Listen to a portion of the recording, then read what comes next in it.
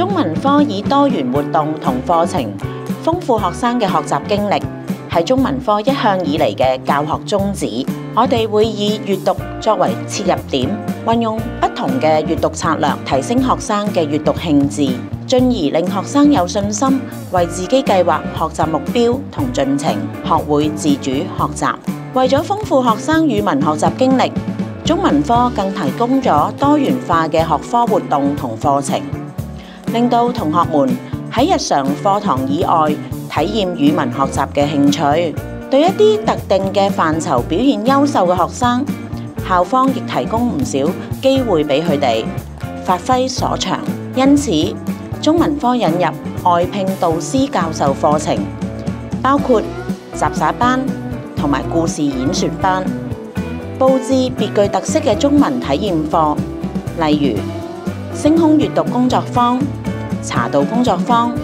都令到學生體驗到另類嘅學習方式。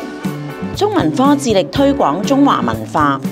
每年舉行歡樂慶中秋、喜氣洋洋迎新春嘅大型節慶活動，寓遊戲於學習。學生透過參與有關節慶嘅攤位遊戲、品嚐佳節食品、製作小手工等等，體驗不同中華節日嘅文化習俗，喺歡樂嘅氣氛中迎接佳節，亦借此機會傳承這份珍貴嘅傳統文化。中文科鼓勵學生參與多元化嘅比賽同埋語文活動，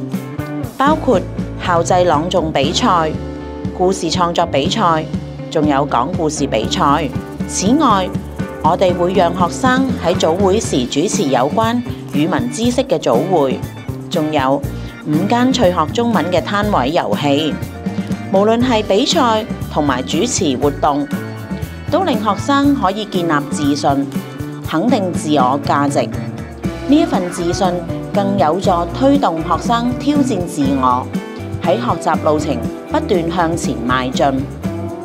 中文科老師盡力為學生提供各種學習機會，豐富學生嘅學習經歷。